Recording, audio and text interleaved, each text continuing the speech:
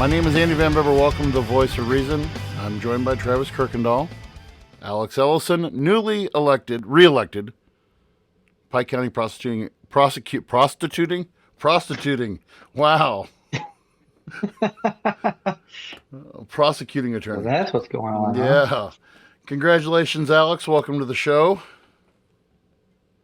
Are you muted again? I think he's.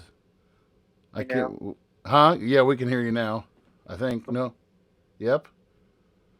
Okay. There we go. There we go. So, tell us a little bit about election night. What all went into this re-election campaign? You said you've told us you ran unopposed. Is that common for Pike County, or is that just, hey, this is a job for anybody who wants to be punished to do it? Yeah. It's pretty common for Pike County. I don't think there was a single contested election on the November ballot in Pike County, other than wide race. Yeah.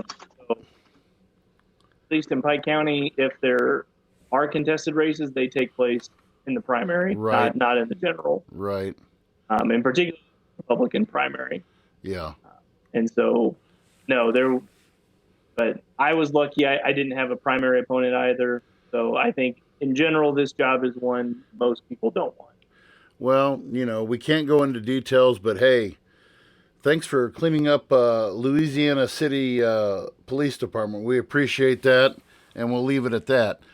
How are the children? They're doing good. Yeah, they're great. We actually had a little bit of a tantrum tonight before bed, but Yes. with a 2.5-year-old, that's going to happen. Yes, it is. When I just said they're great, Lauren smirked from the other side of the computer. Yes, my coworker. I see my coworker at least once a week. I'm so glad to have Lauren Ellison working at Pike County R3 schools now, which is great. Travis, how was your weekend? I worked all weekend. Yeah, you did, making that overtime cash. Yeah. Enough said. I was in Indiana all weekend, like 2 hours south, and 2 hours. So you're south of the city? yeah, as well 2 hours from where I'm living. So I was doing like a 4 hour commute both days, and just working dusk till dawn. Man, visiting the old Gary, Or Indiana dawn till side of dusk, I things, should I say. guess, huh? South of there. Wow. Yeah, Couts, Indiana. It's like a picture. It's like a Bowling Green. This tower was like this in the middle of a cornfield. Yes. 340 feet. It was Travis, great. I think it was like 2 or 3 weeks ago. You sent us a picture on a group chat of where you were at, and I was just like, we didn't mention though. 2 weeks ago, was it 2 weeks ago or a week ago that you were tower climbing on top of a Chicago school, and you found the 9 millimeter slug in the or how? Yeah. I was working in the ghetto of Chicago, unfortunately. And yeah, we're just working on a rooftop, and one of the coworkers like, dude, look what I just found. And literally that picture was how it was. There was a bullet like implanted into the roof. And we were talking to the building engineer there, and he's like, "Oh yeah," he's like, "They're all over the place." He's like, "One day I went up to fix the AC, and I wasn't even looking for them, and I found 345 rounds just in the roof." He's like, "I wasn't even looking for them; they were just there." It's like, and while we were working there, I didn't tell you guys this. That week there was two shootings during the day. Like one was like right in an alleyway right by the school. Like within minutes, there was 6 cop cars that pulled up and blocked off this whole alleyway. And there was another one just a couple blocks down the road. And like, dude, there's like kids out of recess while this is going on. It's like ridiculous. Sad. Gun safe cities, baby, right there. Gun free zones. That's how it's working for you. But no, it was, so interesting. we wanted to do a follow up. We've already got our topic for next week, so then that's going to be Sean and Travis's baby. I'm just going to. And hopefully We may or may not have a guest for that one. We're hoping that our one of our other good buddies will be on for that one. But tonight we wanted to follow up with our midterm follow up show, and I called tonight's episode "Did the Red Wave Fizzle Out?" So many predictions about this election. Um, I'll start with you, Alex. Were you surprised, or were you expecting, what happened on the national level within the Senate and the House? Did you expect more, less, or what was your expectations going into this election? Do you think for Republicans? I was very surprised, but of course, most of my expectations were based on what actual political pundits said, Mm-hmm. not so much my own, personal research. But yeah, I was surprised because just in general, you would expect the out of power party to make some gains in a midterm, especially with the way the economy is. You would sure think it's Yeah, going to go a lot different. right. But um, it looks like Republicans are going to pick up a little bit of ground, but not nearly the amount they thought. Actually, I think it's a net loss for Republicans. Yeah, the news. I actually was wanting. We're not going to get into it tonight, but I was watching the news to see tonight about the whole thing that happened in Poland, and they actually let out with they had they officially, well, not officially, the news outlets are all calling that the Republicans have pretty much claimed the House, but it was it 220 to 215, I believe, was the final breakdown what they're saying. And so you need 218 to have a majority. So I was expecting I was I was expecting a lot more going into this as well, because the news media, and this is one of the things that we're going to get into here in a second, but the news media really, I think they really missed the boat on this one, because I mean, it just goes to show you how wrong polling numbers can be. It goes to show you how much people rely and they read things totally wrong. But I was expecting, I was expecting more, you know, from the Republicans, but it just didn't happen. Travis, what were your thoughts? Yeah, it's we touched on it before. I was surprised but at the same time I wasn't. When we originally talked, I expected the Republicans to take the House by a little bit more of a margin. So I was surprised to see it as close as it was. Um, and the Senate, I was kind of unsure about, but I I want to go back to when we first started talking about the Roe v. versus Wade episode we had, and we were kind of talking about, As we the kind of summer, gave yep. our early predictions then. Yeah. I was Oh, like, yeah, we man, did. this could have, I think this could have, I remember, I don't know if it was me or Sean that said, like, I really think this is just one of the, not the deciding factor, but I think this decision is going to really affect what we thought the elections were going to be. I really thought that was going to be a turning point. Yeah. And I remember we called that out. And I think that was, I'm not saying that was the whole deciding factor, but I think that definitely played a part in this election and what people went in voting for. Um, so again, I was surprised, but at the same time, I step back, I'm like, well, I guess this kind of makes sense. Well, And I mean, there's other issues too, but well, and I was reading more editorials in preparation for this show than I was actual news stuff. But a lot of the editorials, like I was reading, that where was it? It was saying basically moderate, and one of the places that really saw a lot of drop off was with moderate Republicans, because moderate Republicans were afraid. I think that from what some polls were showing, and again, we can't put total faith in polling, but the possibility of fear by moderate Republicans that stricter abortion laws would occur and would cause a further split. Because when you look at a moderate, a true definition, I believe, and Alex, you can correct me if you think differently on this, but by definition, a moderate can go either way on many issues. And with Republicans, you have that group of Republicans who say, okay, we don't, and me being one of them, I don't like abortion as a means of birth control. Okay, I do not support abortion. I'm pretty much the guy who says, okay, due to health, due to life of the mother, life of the baby, whatever. Okay, but outside of that, but with that, some states have really started to crunch down, and I think some moderates were afraid that if we had state and federal Republican lockdown, that we were going to see a tighter crackdown on abortion laws. What do you think about that one, Alex? Yeah, I mean that seems to be the overriding factor for why Republicans did so poorly. I've seen a few articles and several polls that seem to say it wasn't just moderate Republicans. Specifically, it was suburban women Mm-hmm. that left the Republican Party, voted Democrat this go round. We've seen it in states like Kansas back during their August election. Kansas, a very conservative state, had I don't remember the exact specifics, but some sort of abortion related matter on the ballot. And people came out in droves and voted against it. Mm-hmm. And I think that indicates that ultimately, if a party's going to survive, it's got to have some sort of broad appeal. It's got to be able to get that 50% plus one.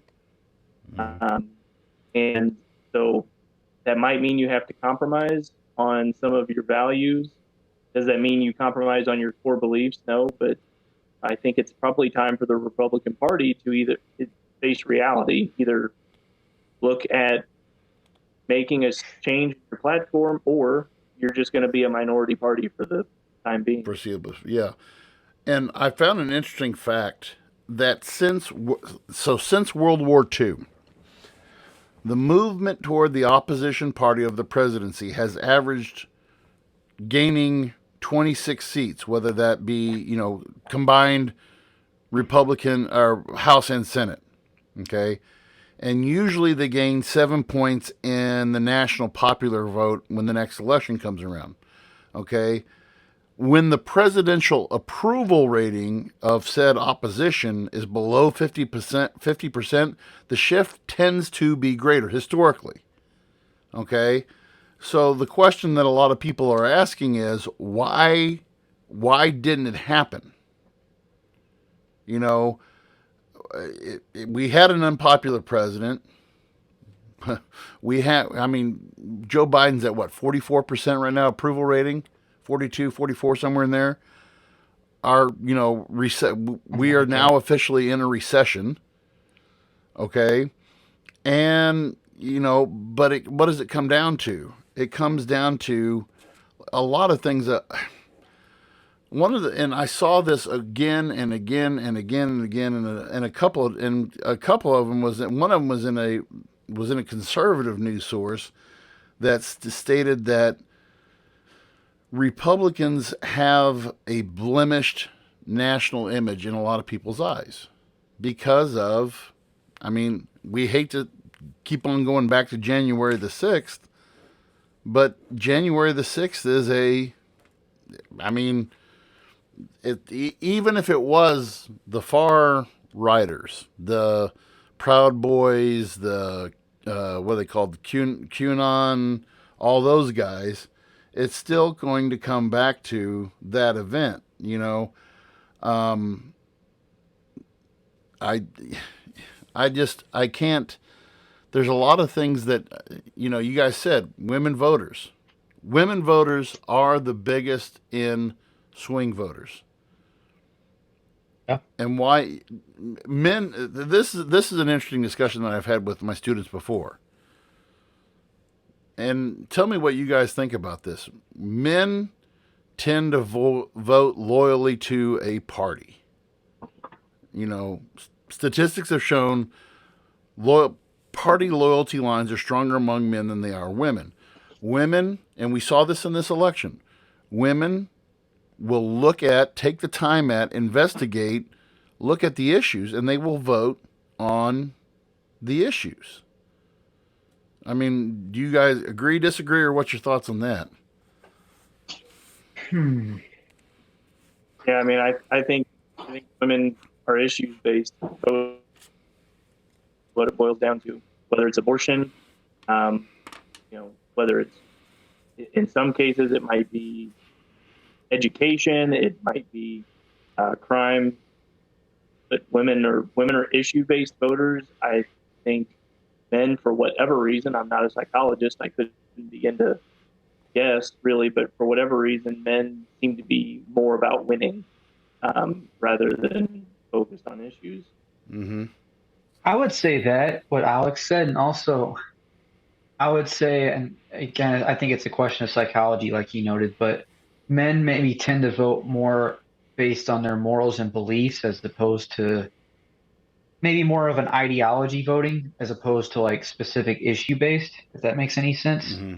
I know a lot of men who are very hard set and they're creatures of habit and they're going to continue to vote for a single party just because that's the party they've always voted for. And the families always voted for, and the boys at Yeah, the workplace always vote for. And I'm thinking just specifically people I know and family. It tends to be men who are a little more, narrow-minded in it. But yeah, that's an interesting question for sure. I'd like to learn more about that. Yeah, and so I mean, and I think that was the main headline from this election. Was the independent voters? Was the woman? That was the surprise. The surprise in all of this. And so, Well, I think that, and I'd like to ask Alex this, and I think you were kind of leading into it. You were talking about January 6th, and we talked about this at our last episode. We pretty much all came to an agreement that something that could potentially really hurt Republicans was ties to Trump. And Alex, I'm curious if you listened to that episode, or if you didn't, what are your thoughts on? Do you think that Trump played a part in the Republicans not performing? Do you think that him back to doing the rallies and endorsing other Republican candidates and him throwing his bid out for 2024, do you think that negatively affected Republicans? I think so. And because I think along with the abortion issue, the other big issue the big thing that Democrats were pushing was this idea of, I may not fully agree with their characterization, but they were pushing the idea of saving democracy this election. Keeping election deniers out of Congress or keeping election deniers out of Secretary of State or governor positions. Well, and that was an interesting polling point that they had. And again, we'll talk about the whole poll thing here in a little bit, but NBC did an exit poll of people who voted. 32% voted to oppose Biden, while 28% voted to oppose Trump. So, you can do with that whatever you want to. That's a pretty close margin, and then you have the rest of the people who actually voted on issues and voted on the candidates as it was. But one of the things that, candidates who had embraced positions by Trump earlier, they kind of wanted to distance themselves because he tended to put more ideas out there that were more outside the mainstream. Okay. And we're seeing that as Trump opens his mouth about stuff, and I haven't had a chance to watch tonight he announced officially at Mar-a-Lago that he is running for re-election. And of course I haven't been on social media since this morning, so I don't know. I haven't gotten the response yet, but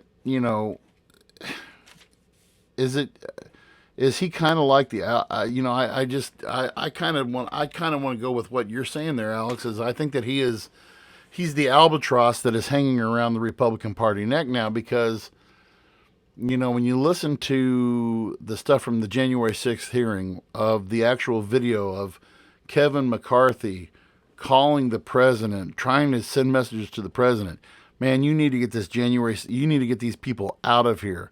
You know, Mitch McConnell, who still hasn't come back over to the Trump camp and who has said, you know, I'm done with you. And so, you know, and there's going to be, and I think there's going to be challenges to that leadership. I don't think McCarthy's going to be a shoe in for the Speaker of the House, even though he seems to be the next in line. And I honestly don't think Mitch McConnell's going to be next is going to have a challenge as the minority leader in the Senate.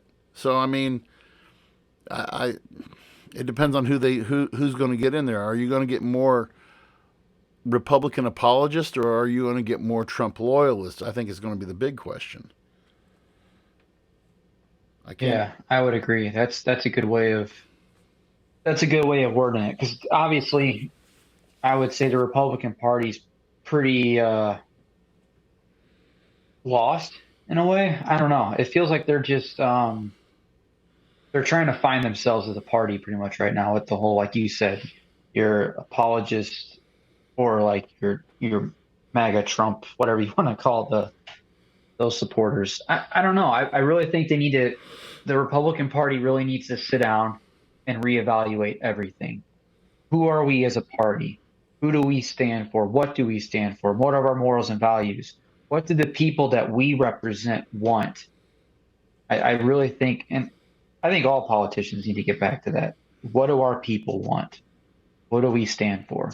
Not just winning, losing, no matter what the cost.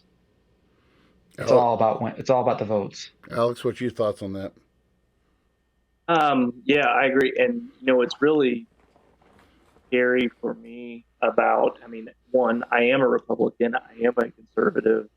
But what's frightening for me at the national level is because we failed to take as many seats in Congress as we thought we would.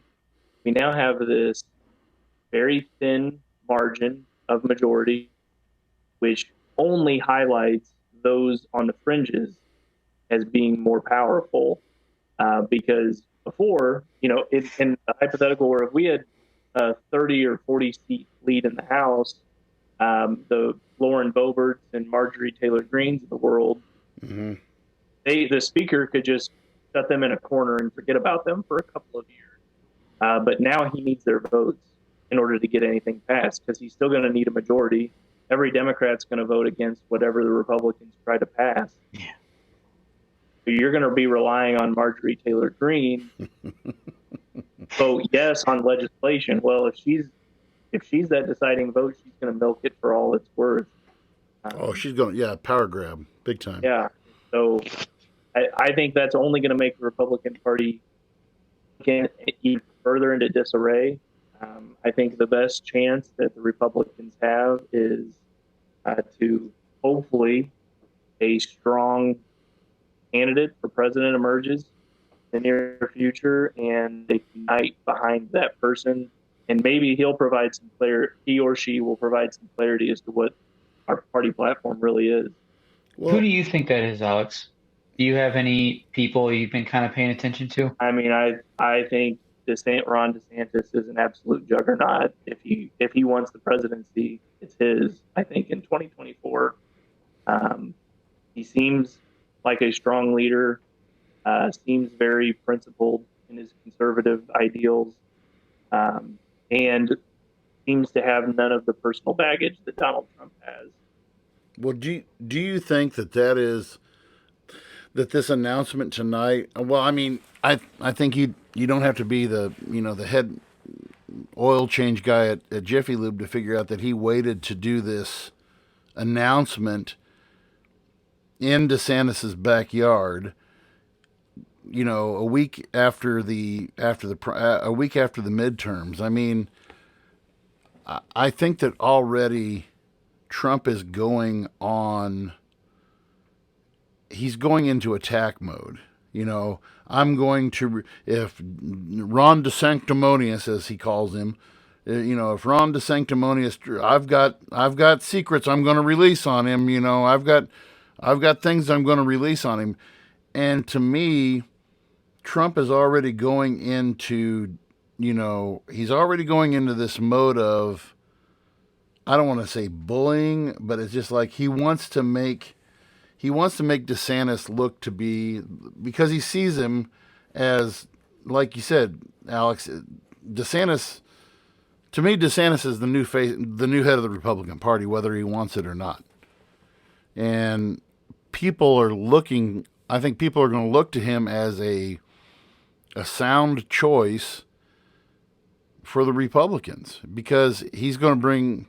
I hate to sound. I'm sounding like a Star Wars thing when I say this, but he's going to bring balance and order back to the Republican Party. And like you said, Travis. I mean, the Republican Party is in utter disarray right now Yeah. because they were expecting. You just saw.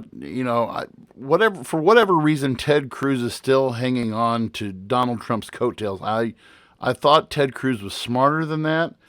But I mean, he's grasping on. Ted Cruz is just grasping on to Donald Trump's coattails, hoping that something, another breadcrumb will fall off the table and he'll, get another bite. But when you look at the Senate and the 20, what was it? It was the 30, was it 31 seats that were up for, and so they have officially declared as of. We still have, I mean, they haven't, there's still some states that are still, a week later, 97% reporting. I still can't get over that. As I checked at 6:30 on Google. I just go to Google's election page. And so far there are 19, so for the Republicans, out of those there were 19 Senate wins and 7 losses. Okay? And those 7 losses were the key to not winning the majority. And when you look at where those losses were at, we know where Oz, okay, Oz. Who was that guy in Arizona? Blake Masters. I can't think of the other guy's name. Walker. I can't remember. But all these guys, they were kind of criticized, I think, as kind of, I guess you could say, flawed standard bearers, maybe. They weren't, they didn't, when you looked at Dr. Oz, I mean, when your sugar mama, Oprah Winfrey, doesn't even, give you the endorsement, she goes to Fetterman, a guy who, I'm like, okay, how ironic it is that Dr. Oz loses to a guy who suffers from conditions of a stroke. Yeah, right. I'm just The like, irony. the irony of that is just overwhelming. But, I think we have tell me what I have this general statement, and I think about this. There is a strong Republican sentiment, but there were a lot of weak candidates. Do you agree or disagree with that, Alex? I agree. And I don't know why. I think there's a lot of factors. Moderates don't vote in primaries typically hardcore believers on either side that vote in primaries, but for whatever reason, it seems like the Democrats got it right in their primaries. I don't know what it is. I think a lot of it could be Donald Trump based, that maybe a lot of the sound, sane people out there who lean conservative, who would make good candidates for office, just don't want to be associated with that part of the party at this time. If he's still hanging around out there, so I don't know. But yeah, I'll like I can't believe Dr. Oz, who was nominated in Pennsylvania. I mean, at least Herschel Walker, at least he's like, Georgia's favored son. Yeah. I'm not saying he was great either. This is coming from a guy, and Travis and I saw this on the Jon Stewart mentioned this on his show last week. He was talking about policy issues, and he said, like, well, Democrats don't have a policy. I've got the ideas, but I just don't want to reveal them right now because I'm afraid Democrats might steal them. And I'm like, and then then he had another reporter. What was it, Travis? He said another reporter questioned him about, Did was it true that you held a gun to a woman's head, and forced her to get an abortion? She said, yeah, but that was 14 years ago. Yeah, that was It 14 was years 14 years ago. Come on. But yeah, I mean, the just, I mean, and it's like Hollywood and sports want to get involved in the elections. I mean, heck, already Dwayne Johnson, right? Dwayne Johnson has said multiple times, they've asked him directly, are you going to run for president? He's like, oh, hum ha, hum ha, hum ha. I'm going to be dad, and I'm going to be this, and I'm going to be that. Well, okay, maybe not in 2024, but how about 2028? And oh, hum ha, hum ha. And Yeah, you never know. If Jesse Ventura, former WWE wrestling star Jesse Ventura, can be governor of Minnesota, and that guy was a walking, talking meme before memes were a thing. I mean, my brother lived in Minnesota during Jesse Ventura's entire gubernatorial reign, and he was like Donald. My brother describes him now as like Donald Trump light, because he was always saying, and this was before, and this, of course, he was governor before Twitter and Facebook was really a thing up in Minnesota. But I was just like, well, just imagine if he had Twitter and Facebook, he would have been, even more of an idiot. So it's,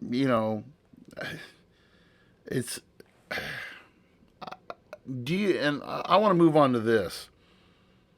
Do you think, and I want the media factor, I want to get into a little bit of the media factor on this. And this was something else that was in this show that Travis and I watched.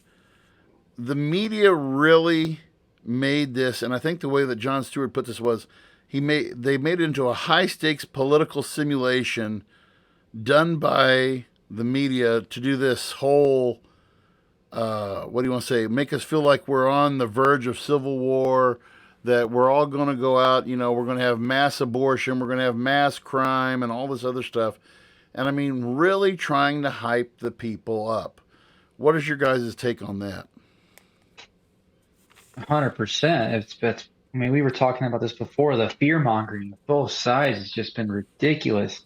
I mean, you go back to that Trump rally, and Alex, you were on. When we talked about that episode about saying things like, "Oh, the country's going to hell," and it's just everything's just a chaos, and we're gonna lose this country. And the amount of people I've seen on social media saying like, so much is at stake for this election. You have to get out and vote.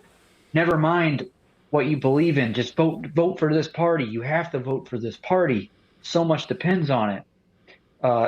The one video I shared with you, Andy, where a guy's like, a vote for Republican is the Christian thing to do. We have to do this. Like, just that was on Instagram. I saw that. Yeah.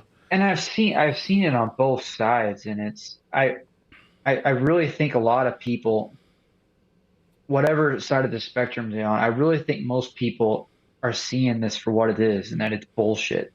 Mm-hmm. And I really think I think more people are moderate than people let on to be. I really do think more people are moderate.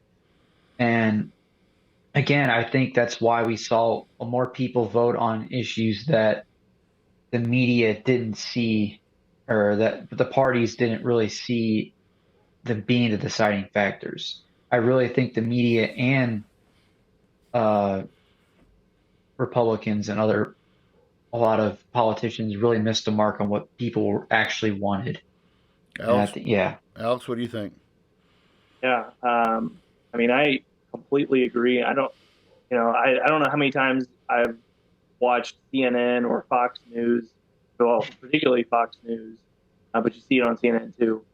You'll be watching Fox News, I'll be watching whatever the morning, Fox and Friends or whatever in the morning, and all of a sudden it pops in with Fox Alert, some breaking news, CNN breaking news alert, and it's just to tell us that, Dr. Oz made a campaign stop this morning in Harrisburg or something. And just that little like subconscious tweaking of, hey, this thing we're about to tell you is the most important thing you'll hear all day. I think that really heightens it in people's minds.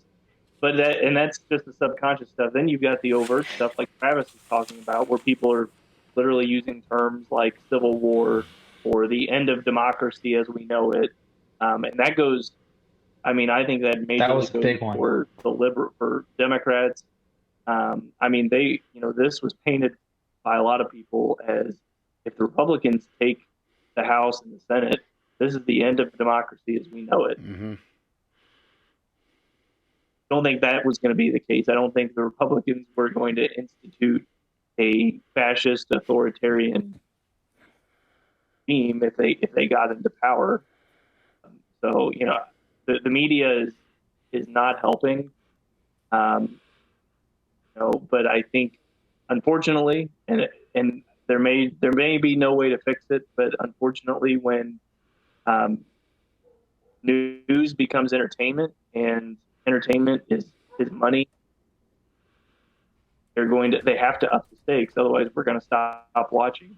Fox News only sells ads if people are watching, and people are only going to watch if they think they are about to miss something really important. Well, and they hang on every word. I mean, I know where I can go right now. And even if the restaurant is empty and they're closed, they still got the TV playing in the background and Fox News is on there. And God bless our elderly population. I know I don't know about you guys, but I know a very few handful of people over the age of 75 who are Democrats. I personally cannot tell you. Yeah, even less than 5.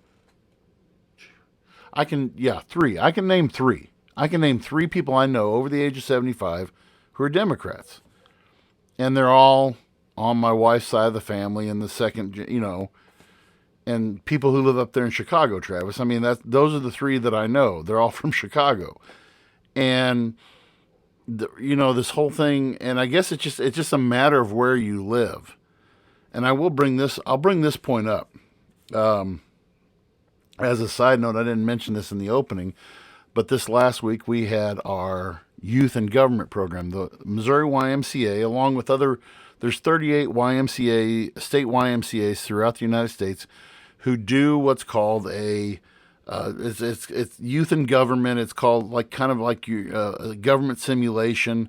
Illinois has been doing it. My brother and I were talking about this last night. He did it when he was in high school, and it's a great opportunity for kids from the rural areas to interact with kids from the city areas.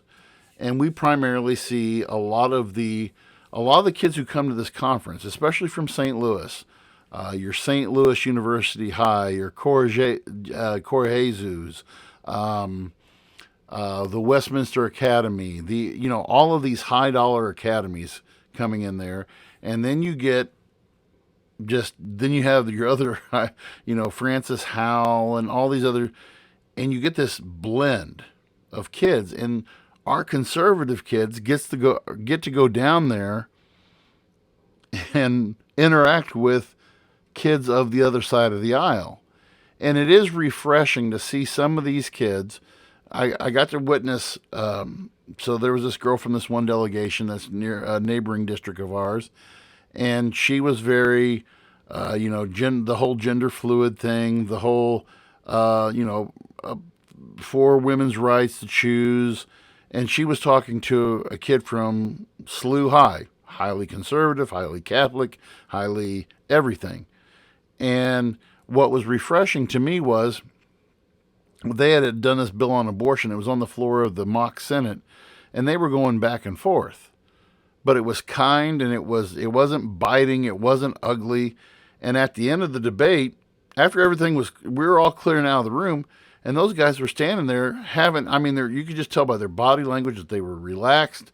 There was no but they were just talking about, and it was refreshing to see, the next generation sitting there calmly talking about major issues. You know, and that's the thing that I think is really concerns me is, social media. We talked about the media. I mean, we can get into this aspect of it too. I mean, social media makes us, unless you block these people out, which I've tried my hardest to do and I've done pretty good at it, but they make us know what the worst of us are feeling. You know what I'm saying? They make us know what the Yeah. worst of us are feeling, and that's what's heard the most. Well, we're just so polarized, and we're just so this and we're so that, and it just seems like between the media and social media, these social media icons, it's like they're dividing America on purpose to win elections. I don't. Am I off in thinking that? Is that being a little bit over dramatic, or is that? Uh, I would say yes and no. For example, have you seen that Netflix special, The Social Dilemma? Yes. Oh my gosh. Alex, did you see that one? Yeah, yep, I want. Yes. So Jeez. and I think I would agree. I think there is some intention there with polarization, but I also really think what plays a big part of it and what they covered in that documentary is how the algorithm works and getting people to interact on the website, and the more time that's spent con- consuming that content, the more profit or whatever is made. And so I think by making things more divisive, you're getting people consuming more. And I don't think like I said, I think there is some instances where there is a direct intention to divide, but I think a lot of it does go into the algorithm that a lot of these social media platforms are set for. And I think that's just one of the trade-offs or side effects of that is that that divide, I should say, or that anger that comes from people. What are your all's thoughts? Well, and I'm getting. Go ahead and talk, Alex, because I'm actually getting the link to this. I'm going to post this on our Facebook page right now, so people who are listening and or people who are going to watch the podcast later on can grab this. So go ahead, Alex. Yeah, I mean, I think it's pretty obvious that social media companies are I don't know, are trying to ramp up the polarization. I don't know that we know exactly why they're doing it. I would assume it probably, again, much like the media, it makes them money. The more people are ramped up, the more people are glued to their phones, and the more ad revenue they can sell. But yeah, it's disheartening. It really is disheartening, both with social media and with uh, traditional media. Really, just disheartening that the American public can fall for that. I would Yeah. I would have just hoped that we would have a little more ability to think for ourselves. But it's scary to show that, or to see that we're falling victim to this stuff. But yeah, it's just very disheartening that that corporations out there, maybe there is some upside to Elon. Oh, he froze on us. He froze up on it. Yeah, there he goes. To mess with. So you kind of cut out on us there for a second, Alex. I mean, yeah, Elon Musk taking over Twitter will definitely be an interesting. He's in his first weekend. He's already banned. What was that? Be less celebrity. Kathy. I can't think. I can see her face, red hair.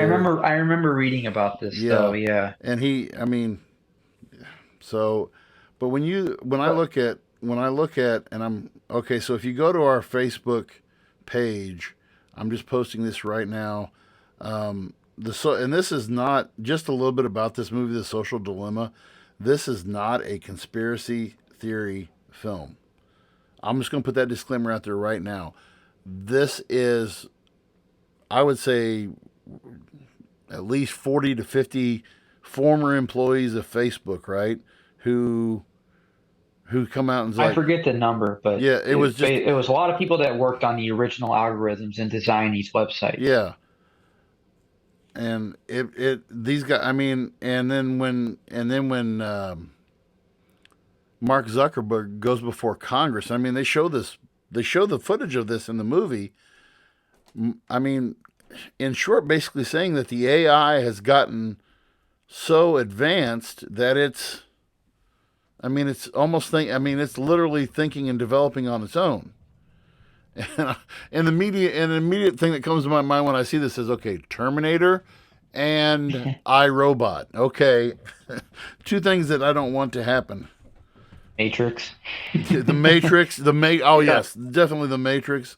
But that'd be terrifying. But I mean, it's just amazing how much stock people put into media, into social media for their political views. And we confessed this last week, Alex. I don't know if you saw this or not, but Travis and I both confessed this last week, and Sean did too. We did not do our research as much as what we should have for this election. You know, if it's a local election, and I'm still trying to I've known Chad Perkins for years. I mean, I know what kind of guy he is. We've had him on the show. We had him on the show last season, and I know. You know what you get. You vote for Chad Perkins, boom. But, you know, when it came to our senatorial candidates, when I went to the primary, I still want to make sure that Navy SEAL Eric Greitens, you know, didn't get, you know, wife beaten and all this other stuff. Rhino hunter. Yeah, rhino hunter. Hunting rhinos. We're gonna hunt rhinos. But I honestly couldn't tell you, and I hate to say this because I preach this to my kids all the time. I honestly couldn't tell you anything about the candidates, and so I was like, okay, whose sign did I see more of in the yards? And to me, that's, unless they're Alex Ellison signs, then I go, okay, I know that guy. But, you know, so my point is, though, so what do people their go-to is what? Social media. Their go-to is, okay, what are the polls saying? And it's kind of like, I don't want to be on the losing side, so I'm going to check all the polls, and I want to make sure that I'm on the winning side. So I'm going to go with what the polls are going to go with. I mean, what are your guys' thoughts on that?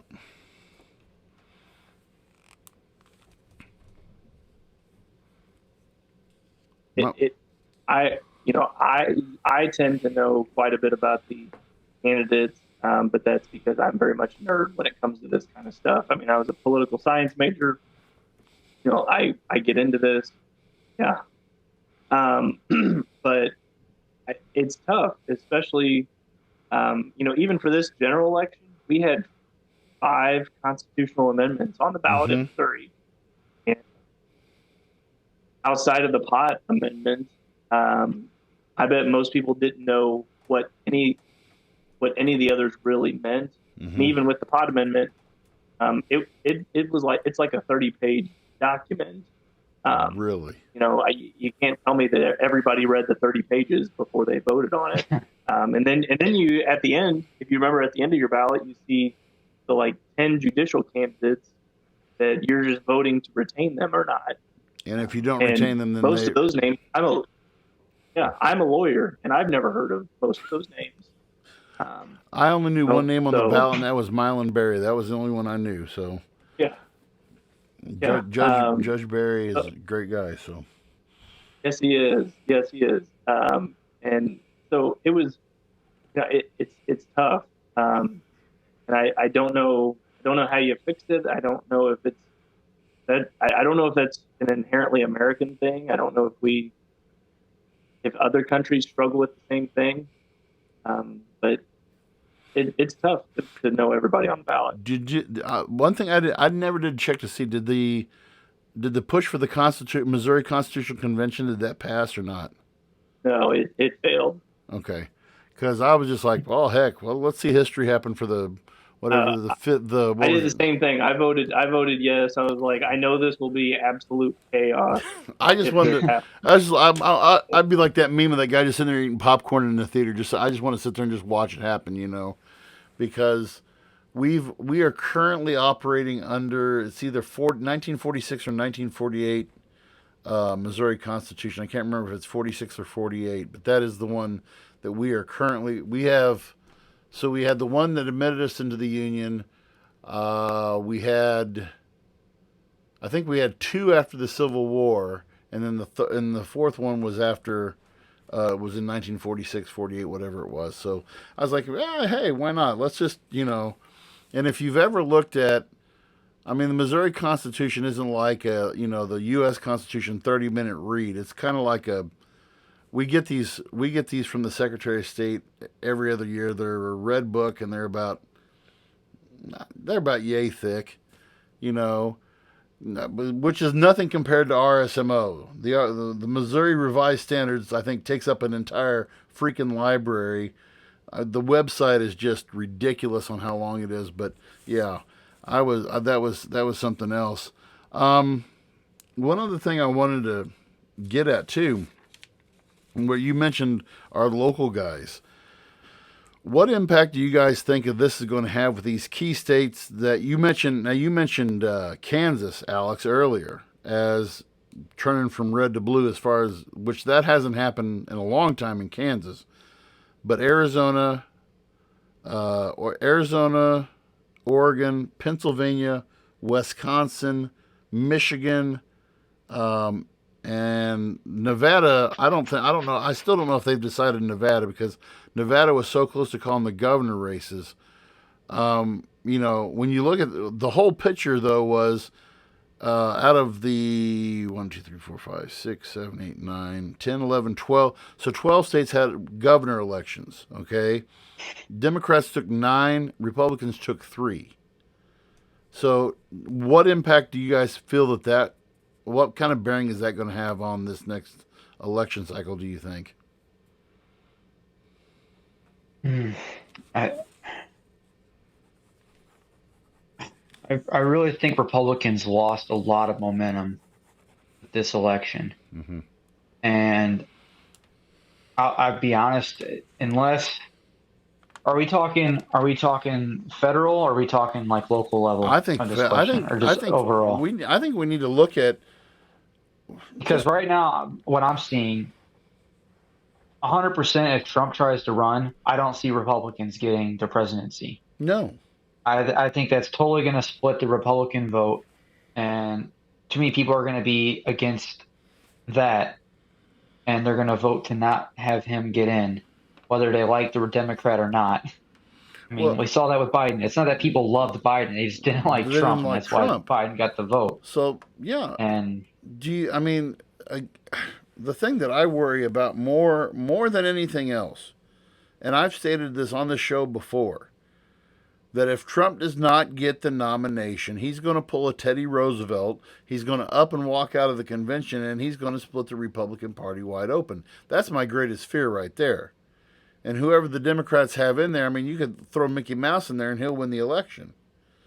You know, my I bigger think that's fear, what we're going to see. my bigger fear is going to be this. And we got two Missouri guys, and a former Illinois guy and a current Illinois guy. The person who's silently gaining strength in the Democratic Party is J.B. Pritzker of He's Illinois, one of them. Illinois Yeah. governor. I mean, what kind of concern should that be for the Republican Party, do you think, Alex? Well, he's one of those. There's like 5 or 6 people out there floating around that are very strong candidates if Joe Biden doesn't run. You got J.B. Pritzker, who's on the rise. You got Gavin Newsom, the California governor, Yep, rise. that's a big one. I think one to watch out for, he's very impressive personally, is uh, Governor Whitmer out of Michigan. Yes. The Yeah. one, who had the failed kidnapping plot against her in 2020. I forgot about that. You know, Yeah, I did too. there are a Pete Buttigieg also Yeah, Pete, surprised. Pete's still very relevant. Yeah, I mean the Democrats have a deep bench, and I mean they could. I think any one of those candidates, or Joe Biden, or if Donald Trump splits the Republican Party, I think he, as unlikable as she is, I think Kamala Harris um, would be elected president. I think Hillary Clinton would be elected president if she ran. They've been talking about that. Yeah, having her run again. The age That's crazy. the age factor I think is going to pay. The age factor eventually has to play into this. The I My wife and I were sitting there watching the news tonight, and out comes Nancy Pelosi and Chuck Schumer, and it looks like they were wheeling like a couple of corpses out there and standing them up in front of the people. I mean, of course I don't watch a lot. I read, and thanks to one of my students, Campbell Lindsay, who parents bring me in the Wall Street Journal. I read that this year since she's gotten into my class as a freshman. I get the day after Wall Street Journal, and I'm now more than ever I'm reading news. I'm getting more of my news from the newspaper than I am anything else, and so it's been a while since I've watched. And when they brought Nancy Pelosi out there tonight, I was just like, good God, her cheekbones are about ready to poke through her skin. I mean, and I don't mean that as a slam, but I'm just like, the woman, I think she's 82. Joe Biden's 78. Chuck Schumer is in his late 70s.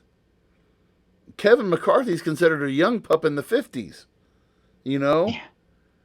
I mean, at one point, and that's another thing, that's the last thing I wanted to point out from that Jon Stewart thing, Travis, was that they really underestimate another group, not only women, but new voters. Yeah. Young new voters. And this is a demographic that really hasn't been sought after, I would say, since the 2000 election with Al Gore. Al Gore did like 2 or 3 town hall meetings on it. I remember him doing them on MTV.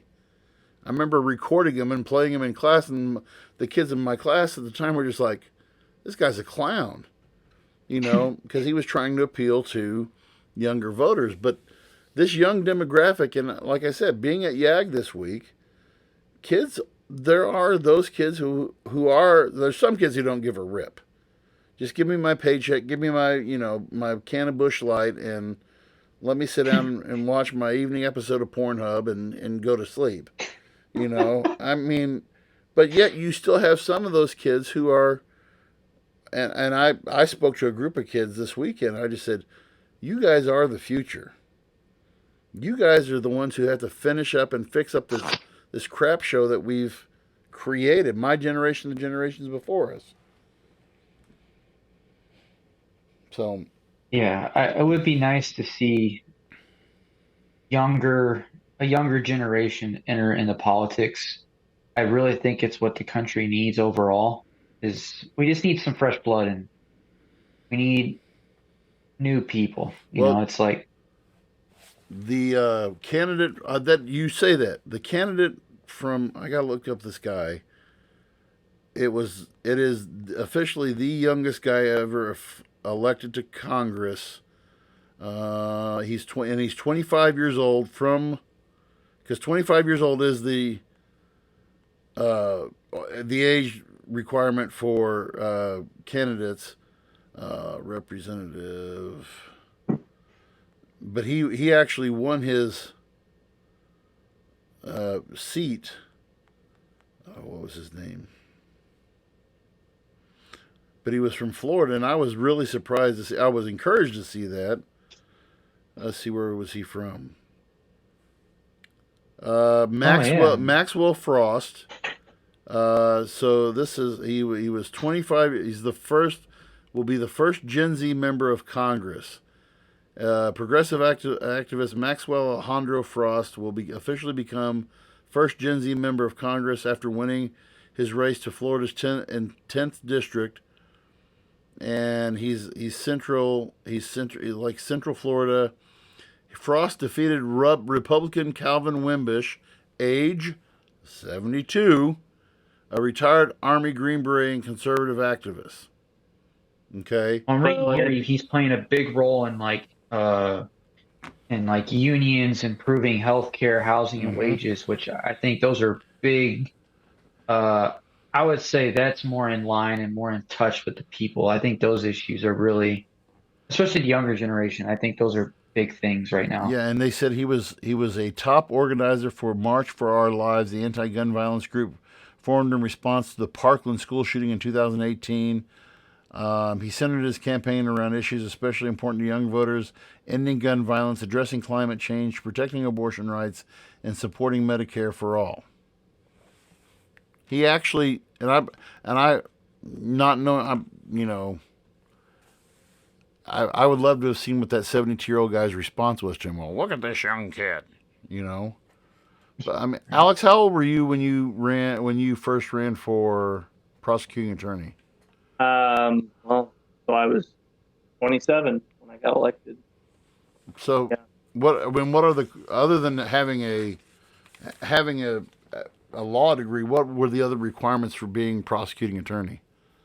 That's pretty much it. I mean, other than having to, you have to live in your county.